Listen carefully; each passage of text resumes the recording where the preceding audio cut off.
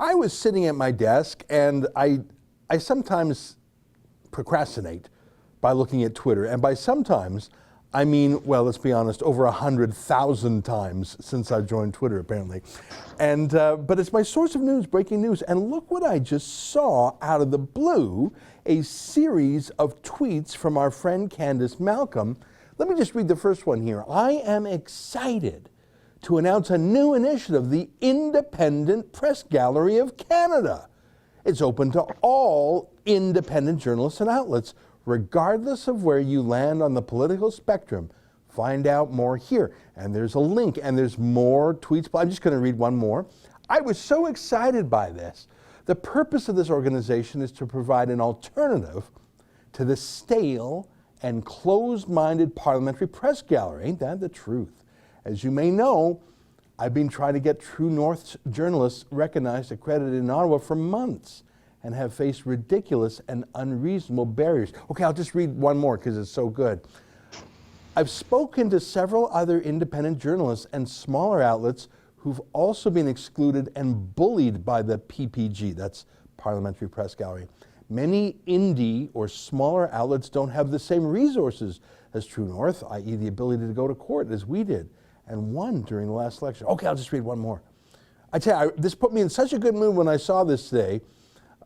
Freedom of the press and independent journalism are sacrosanct in a free and democratic society.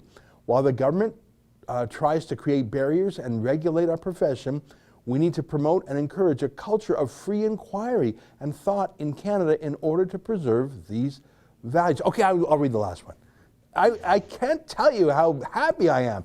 That is why today I am pleased to be announcing the launch of the Independent Press Gallery of Canada. We are now accepting applications for membership and sending out membership cards, laminated, I'm sure. Our first event will be in late July. Details to come. Apply today.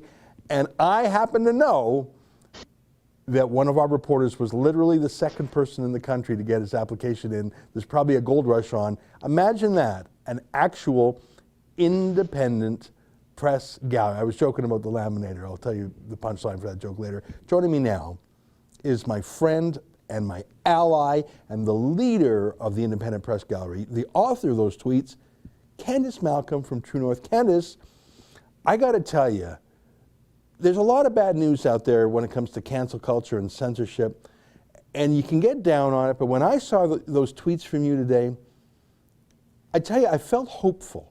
I felt hopeful again, and I felt good, and I just thought maybe we can do this. Maybe there's enough of us like-minded. All our journalists we're gonna join. I know Kean was the second person in the whole world to register. Sign me up. Well, we're excited and absolutely we're going to sign up you and your journalist, Ezra. I think the only reason Kean was second was because Andrew Lawton beat him to the punch in applying. But that's because I gave him a heads up about it before I sent those tweets out.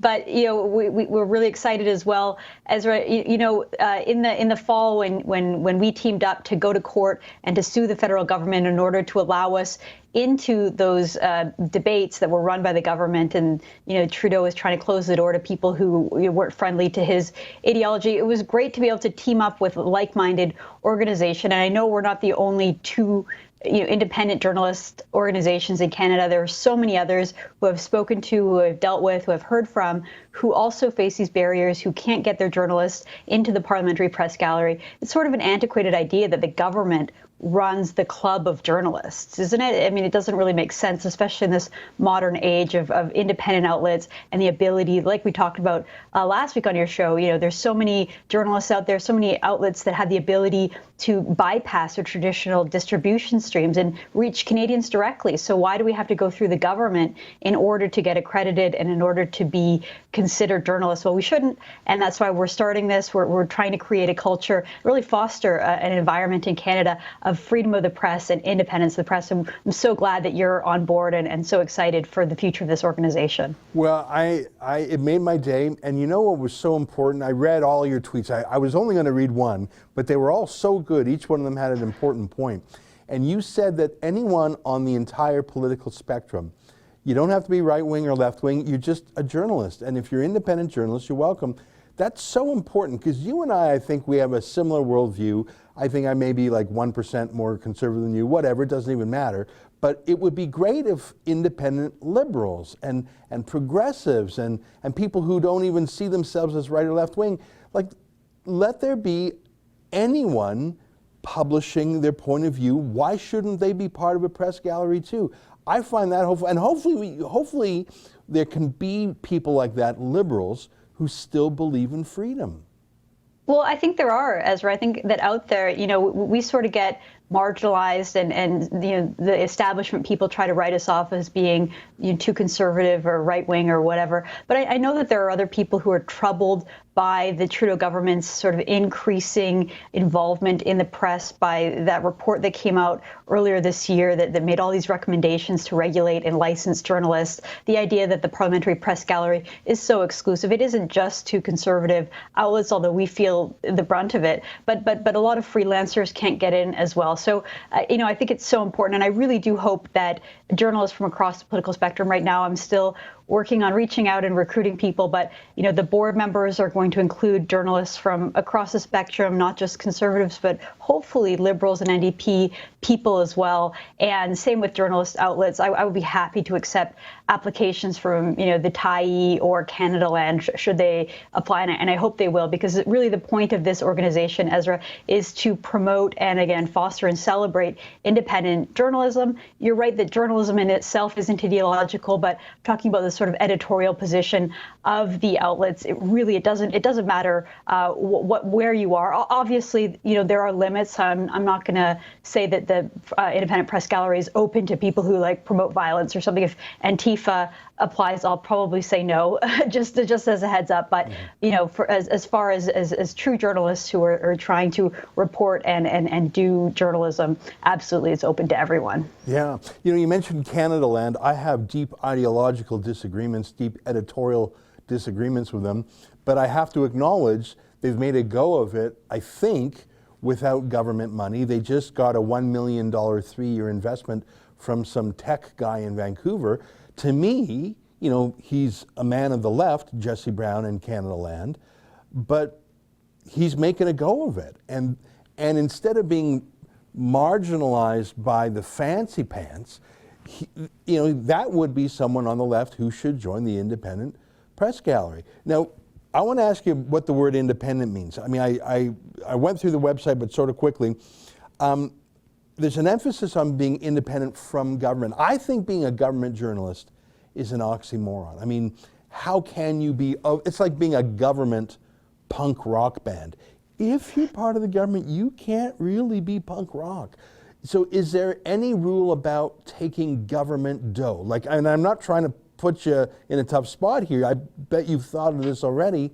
Let's say if, I don't know, Rosemary Barton of the CBC applied. On the one hand, she is a journalist, and I suppose inclusion and ought to say, well, let her in. And on the other hand, she does work for a state broadcaster. What would you say to a CBC reporter?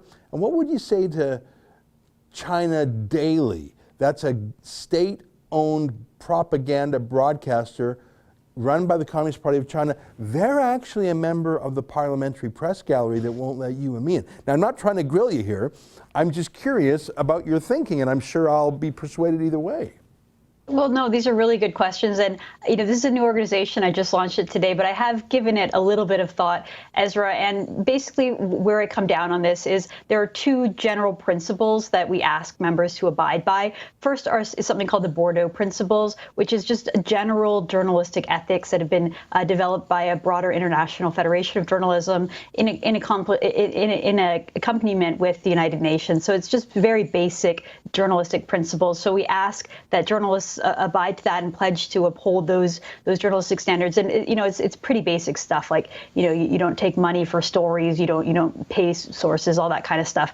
But then the other principle, which is exactly right, what you're talking about, the word independence. We ask that journalists do not take funding from the government, because it's my belief that as soon as a journalist becomes an employee of the state or gets paid by the state or gets subsidized by the state, they're no longer truly independent in the same way as those Bordeaux principles apply. So you can't be taking money from Trudeau while also be the one that's pledged to hold him accountable. I don't think that those two principles can be squared. So I would say no to membership for state-run organizations like the CBC. However, we're going to be hosting all kinds of events. We're going to be doing press conferences and facilitating all kinds of media events, and our events will be open. So I wouldn't want government employees to be members, but I think that they should still be able to participate in our events, which is, completely the opposite of the Parliamentary Press Gallery, who, you have to be a member even just to walk in the door.